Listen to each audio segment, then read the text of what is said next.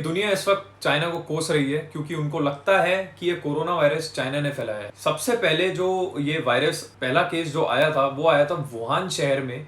China का जो Wuhan शहर है उसकी वेट मार्केट से। वेट मार्केट ये वही मार्केट होती है जहाँ पे लाइव एनिमल्स को मारा जाता है और लोगों को दिया जाता है। तो इस वक्त पूरी दुनिया जबकि कोरोना वायरस से परेशान है, एक और इसी तरीके से एक और मेजर प्रॉब्लम जो है, जो एक एपिडेमिक की तरह ही फैल रही है पूरी कंट्री में, पूरी दुनिया में, वो है इलीगल वाइल्ड लाइफ ट्रैफिकिंग। तो नमस्ते दोस्तों, मेरा नाम पुरुषार्थ अत्रेश है और आज के वैंटेज पॉइंट में बात करेंगे एक तेजी से एपिडेमिक की तरह फैलने वाली एक और मेजर प्रॉब्लम के बारे में, illegal wild life trade. WHO ने कहा था कि ये जूनोटिक डिजीज है कोरोना वायरस, जो एनिमल्स से ह्यूमंस में फैली है।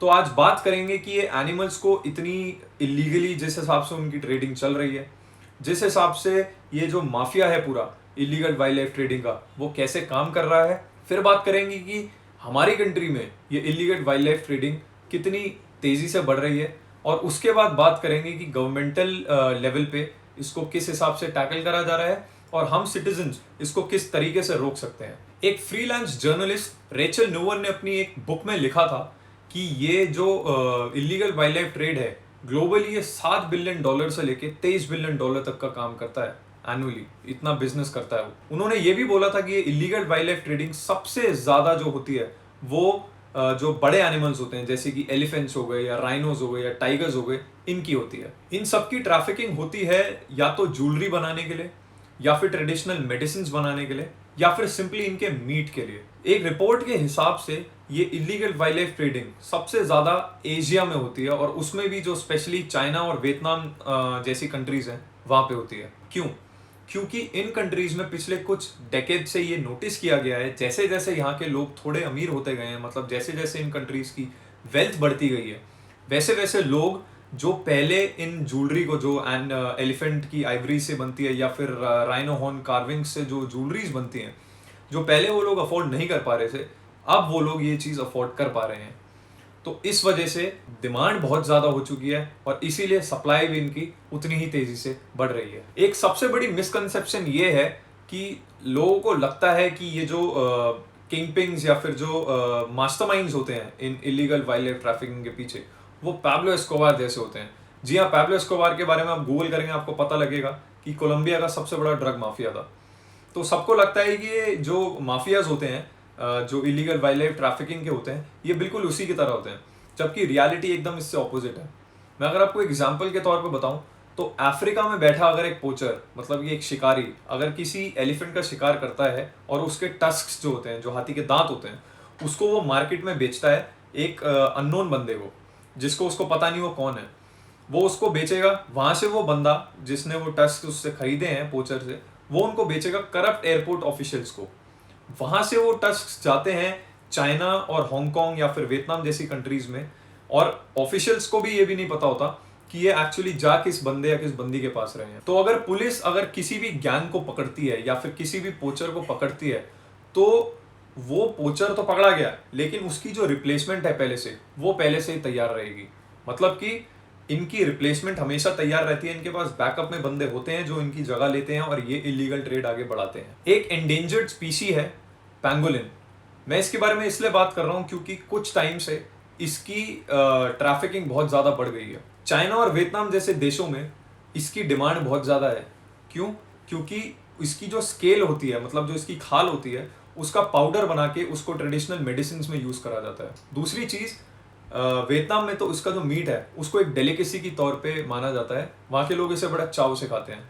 ये भी एक रीजन है इसकी डिमांड इतनी ज्यादा बढ़ने का। रेचल लाओस के एक टाइगर फार्म में एक प्रोस्टिट्यूट बन के गई थी। वहां पे उन्होंने बताया था कि उधर का जो टाइगर फार्म है, वहां पे ओपनली टाइगर प्रोडक्ट्स और एलिफेंट्स के टस्क्स और राइनो के हॉर्न्स ओपनली सेल पे थे। उन्होंने ये भी बताया था कि चाइना में जो शेर होता है उसका सूप पिया जाता है। क्यों?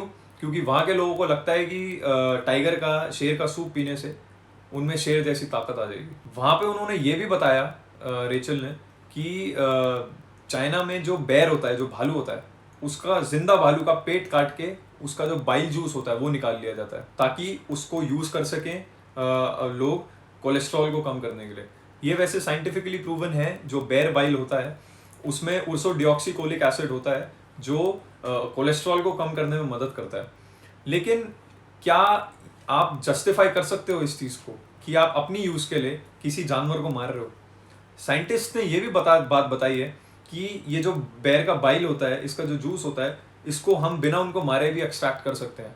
लेकिन वहाँ के लोगों का ये मानना है कि रॉ फॉर्म उनको जो चाहिए वो उसको मारने के बाद ही मिल सकती है नहीं एकदम घटिया बात। अब बात करते हैं अपनी दूसरी कैटेगरी की कि इंडिया में किस लेवल पे wild life trade, illegal wild life trade बढ़ रहा है। तो लेपर्ड से लेके एलिफेंट्स तक और टाइगर्स से लेके राइनोस तक जो एनिमल्स है हमारे यहाँ पे, उनकी लार्ज स्केल में इलीगल वाइल्ड लाइफ ट्रेडिंग हो रही है।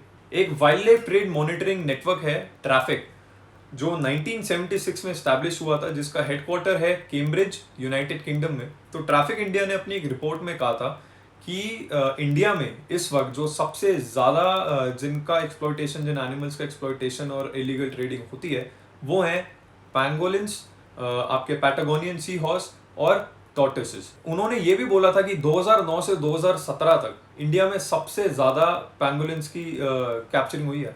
5,500 से ज़्यादा पैंगोलिन्स को कैप्चर करा गया है और उनको इलीगली ट्रेड करा गया उनका। पैटागोनियन सी हॉर्स का मानना ये होता है लोगों का कि जो पैटागोनियन सी हॉर्स होते हैं उनको अगर ड्राई करके और उसके बाद बॉईल करके उनको टी में यूज़ करा जाए तो उससे वो एक नेचुरल वाइग्रा का काम करता है। दूसरी तरफ अगर मैं इंडियन स्टार टॉर्टोइसेस की बात करूं तो ये सबसे ज्यादा यूज होते हैं एज पेट्स। नॉर्थ ईस्ट में एक लिजर्ड है टोके गेको, लोगों का ये मानना है कि इसको अगर वो यूज करें तो मेडिसिन में इसको यूज करें तो एड्स क्योर हो सकता है। अब आप देखिए इन सब चीजों में एक चीज कॉमन रहेगी, ये सारी मिसकंसेप्शंस हैं और ये सारी सिर्फ थ्योरीज हैं, इनको प्रूफ नहीं करा गया आज तक। तो लोगों की ये मिसकंसेप्शंस की वजह से किस हिसाब से हमारे यहाँ एनिमल्स एक्सप्लॉइट होते हैं, ये चीज हम सबको ध्यान देनी पड़ेगी और ये बहुत ही मेजर प्रॉब्लम है और इस पे हम सबको ध्यान देना पड़ेगा। इंडिया में 45,000 से ज्यादा प्लांट्स की स्पीशीज हैं और 91,000 से ज्यादा एनिमल्स की स्पीशीज हैं। वर्ल्ड की 8% फ्लोरा एंड फौना, मतलब जो प्लांट्स और जो एनिमल्स होते हैं वो इंडिया में पाए जाते हैं। एक ये भी रीजन है यहाँ पे इतनी तेजी से जो इलीगल वाइल्ड लाइफ ट्रेडिंग बढ़ रही है। अब आप कहोगे कि हमारी कंट्री में ये इतनी तेजी से बढ़ रही है तो इसके लिए कुछ लॉज भी तो होंगे। जी हाँ, इनफैक्ट इंडिया में पूरे वर्ल्ड के हिसाब से सबसे ज्यादा स्ट्रिक्ट लॉज हैं जो एनिमल्स के वेलफेयर के लिए होते हैं। लेकिन बात सारी घूम फिर के वहीं आ जाती है, हमारी कंट्री में ये इम्प्लीमेंट नहीं हो पाते। जो लोकल पोचर्स होते हैं वो इजी प्रॉफिट्स के लिए जो करप्ट वाइल्ड लाइफ ऑफिशियल्स होते हैं उनको पैसा खिलाते हैं और लाइसेंस ले लेते हैं कि वो इन एनिमल्स को पोच कर सके, इन एनिमल्स को बाद में इनकी ट्रैफिकिंग कर सके। मैं ये नहीं कहूँगा कि सारे वाइल्ड लाइफ ऑफिशियल्स करप्ट होते हैं, लेकिन कुछ करप्ट ऑफिशियल्स की वजह से ये चीज़ हमारे यहाँ बढ़ रही है और ये ऑफिशियल्स हर जगह हैं। एक रिपोर्ट के हिसाब से जो पैंगोलिन होता है, 1 किलो पैंगोलिन स्केल की कीमत इंटरनेशनल मार्केट में 1 लाख रुपए है। तो आप देख सकते हैं इजी प्रॉफिट्स के लिए पोचर्स किस हिसाब से इन एनिमल्स को एक्सप्लॉइट कर रहे हैं। अब बात करते हैं अपनी तीसरी कैटेगरी की कि इस इलीगल वाइल्ड लाइफ ट्रेड को गवर्नमेंट के लेवल पे कैसे रोका जा सकता है। तो एक ऑर्गेनाइजेशन है जो पेरिस बेस्ड ऑर्गेनाइजेशन है, FATF, जिसको हम कहते हैं फाइनेंशियल एक्शन टास्क फोर्स। ये जितनी भी कंट्रीज की मनी लॉन्ड्रिंग केसेस होते हैं या फिर हवाला नेटवर्क जो चल रहे होते हैं या फिर जो फाइनेंशियल थ्रेट्स होते हैं, जो टेरर फाइनेंसेस होते हैं, उनको रोकने के लिए ये ऑर्गेनाइजेशन काम करती है। तो उन्होंने अपने एक रिपोर्ट में बोला था कि अगर हमें इन इलीगल वाइल्ड लाइफ ट्रैफिकर्स को रोकना है तो हमें फाइनेंशियली इनकी कमर तोड़नी पड़ेगी। अब वो होगा कैसे? बेसिकली जो गवर्नमेंट है और जो हमारे यहाँ का प्राइवेट सेक्टर है, इनको क्लोज सिंक्रोनाइजेशन में काम करना पड़ेगा ताकि वो इन इलीगल जो ये वाइल्ड लाइफ ट्रैफिकर्स होते हैं, इनके फाइनेंसेस को, जो इनके बैंक अकाउंट्स हैं, ये सारी चीज़ें इनको अच्छी तरीके से फॉलो कर सकें। So basically we need to follow the trails, the financial trails of these wild life traffickers, तभी इनको रोका जा सकता है। अक्सर क्या होता है ना कि ये जो जितने भी वाइल्ड लाइफ ट्रैफिकर्स होते हैं, ये लोग शेल कंपनीज या फिर फ्रंट कंपनीज को यूज़ करते हैं अपने पैसे को घुमाने के लिए और अपनी आइडेंटिटी को छुपाने के लिए। होता क्या है, ये जो शेल कंपनीज होती हैं, ये लोग, ये कोई भी कंपनी हो सकती है, जैसे कि आपका ब्रीडिंग फार्म हो सकता है या फिर प्राइवेट जू हो सकता है, प्लास्टिक की कोई कंपनी हो सकती है, टिम्बर की कोई कंपनी हो सकती है। ये लोग क्या करते हैं, बहुत इफेक्टिवली इन ट्रैफिकर्स का पैसा घुमा देते हैं, मतलब ब्लैक मनी को वाइट में कन्वर्ट कर देते हैं। तो हमें इस चीज को रोकना पड़ेगा, जो गवर्नमेंट है और प्राइवेट सेक्टर है, इनको मिलके इस चीज को रोकना पड़ेगा। 2002 में अटल बिहारी वाजपेयी की गवर्नमेंट ने एक एक्ट पास करी थी जिसको कहते हैं prevention of money laundering act. इसके तहत एक फाइनेंशियल इंटेलिजेंस यूनिट बनाई गई थी जो इन सारे हवाला नेटवर्क्स के जो केसेस होते हैं या फिर जो मनी लॉन्ड्रिंग के केसेस होते हैं हमारी कंट्री में, उसको देखती है। तो जो हमारे यहाँ के वाइल्ड लाइफ अथॉरिटीज़ हैं और जो ये फाइनेंशियल इंटेलिजेंस यूनिट है, इनको एक क्लोज प्रॉक्सिमिटी में, कोऑर्डिनेशन में काम करना पड़ेगा इस इलीगल सिंडिकेट को रोकने के लिए। सबसे बढ़िया तरीका है इनके फाइनेंसेस पर अटैक करो, इनको भिखारी बना दो, एक एक पैसे के लिए इनको मोहताज कर दो, तभी इनको रोक सकते हैं और तभी उन मासूम जानवरों को जस्टिस मिल सकती है। अब बात करते हैं अपनी चौथी कैटेगरी, जो कि हमारी फाइनल कैटेगरी है कि हम सिटीजन्स अपने लेवल पे कैसे इस इलीगल ट्रेडिंग को रोक सकते हैं। तो पहला पॉइंट यहाँ पे ही आता है, आस्क बिफोर यू बाय। जी हाँ, अगर आप कोई भी ज्वेलरी या फिर कोई भी कपड़ा खरीदने जाते हैं तो आप वहाँ पे वेंडर से ज़रूर पूछिए कि इसका कंट्री ऑफ ओरिजिन क्या है, या फिर इसमें कोई किसी एनिमल को तो यूज़ नहीं किया गया, किसी एनिमल को तो हार्म नहीं किया गया इसको बनाने के लिए। दूसरा point, try to buy only certified products. मतलब कि जैसे कि आप कोई फर्नीचर खरीदने जा रहे हैं तो आप ज़रूर वहाँ पे ध्यान दीजिएगा कि उसमें वो जो फर्नीचर है आपका वो FSC सर्टिफाइड हो।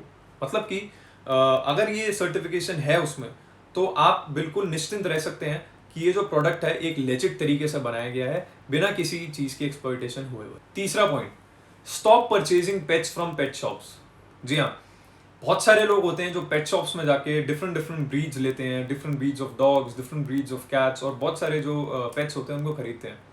लेकिन अगर हम इनको अगर हम इनको खरीदना बंद कर दें पेट शॉप्स पे जाके और इसके बजाय हम अडॉप्ट करें, जो गली के डॉग्स होते हैं या कैट्स होते हैं, या फिर अडॉप्शन सेंटर्स में इतने सारे ऑप्शंस होते हैं आपके पास अडॉप्ट करने के लिए, अगर हम इनको अडॉप्ट करें तो एक तो डिमांड कम होगी, जब डिमांड कम होगी तो इनकी सप्लाई कम होगी। आपको पता है इन पेट शॉप्स में कितनी इनह्यूमन कंडीशंस में इन पेट्स को रखा जाता है, बहुत ही गलत तरीके से इनको रखा जाता है, बहुत ही गलत इनके साथ व्यवहार होता है, इनको ना सही से खाने को मिलता है, इनको इंजेक्शंस दिए जाते हैं ताकि ये हेल्दी रहें, थोड़े से दिखने में हेल्दी रहें, बट अंदर से इन जानवरों को एकदम खोखला कर चुके होते हैं ये लोग। चौथा point, report any illegal wild life trade happening around you. मतलब कि आपके आसपास में अगर कुछ ऐसा हो रहा है जिसमें एनिमल्स को एक्सप्लॉइट करा जा रहा है, या फिर उनको क्रूअल या फिर इनह्यूमन तरीके से उनको रखा जा रहा है, इनह्यूमन कंडीशंस में उनको रखा जा रहा है, या फिर उनको मारा पीटा जा रहा है, सही से खाना नहीं दिया जा रहा, तो आप प्लीज़ रेलिवेंट अथॉरिटीज़ को ये इन्फॉर्म करिए इस चीज़ के बारे में। आप वीडियोज़ बनाइए, आप लोगों को इकट्ठा करिए, आप वॉलंटियर्स को बुलाइए और ये सब उनको दिखाइए कि आपके सराउंडिंग में ये हो रहा है। अक्सर क्या होता है ना यार, लोग इन चीज़ को ओवरलुक कर देते हैं। कैसे? वो सोचते हैं चलो छोड़ो, हो जाएगा, उनका पर्सनल मैटर है, अगर वो अपने पेट को मार पीट रहे हैं तो उनका पर्सनल मैटर है। लेकिन नहीं, इस चीज़ को पर्सनल मैटर मत करिएगा। वो बेजुबान जानवर है जिस पर अत्याचार हो रहा है और इसके लिए आपको आवाज़ उठानी पड़ेगी। तो अगर आपने भी कभी ऐसा कोई स्टेप उठाया हो जिसकी वजह से इन एनिमल्स की ज़रा सी भी हेल्प हुई हो, तो प्लीज़ कमेंट सेक्शन में अपनी स्टोरी ज़रूर बताइएगा। तो यार आज के लिए बस इतना ही। अगर आपको वीडियो पसंद आई हो तो प्लीज़ इसको लाइक करिएगा, सब्सक्राइब करिएगा, बेल आइकन दबा दीजिए ताकि मेरी लेटेस्ट वीडियो की नोटिफिकेशन आपको सबसे पहले मिले, और इस वीडियो को शेयर ज़रूर करना ताकि ये हर एक इंसान के पास पहुँचे और ज़्यादा से ज़्यादा लोगों में इस चीज़ की जागरूकता हो, उन लोगों को ये पता हो कि किस लेवल पे हमारे यहाँ एनिमल्स की एक्सप्लॉइटेशन हो रही है और ये चीज़ रुकनी चाहिए। अगर आपने मेरे को इंस्टाग्राम पे फॉलो नहीं करा है तो आप प्लीज़ मेरे को इंस्टाग्राम पे भी फॉलो कर सकते हैं, वहाँ पे भी मैं relevant information time to time डालता रहता हूँ।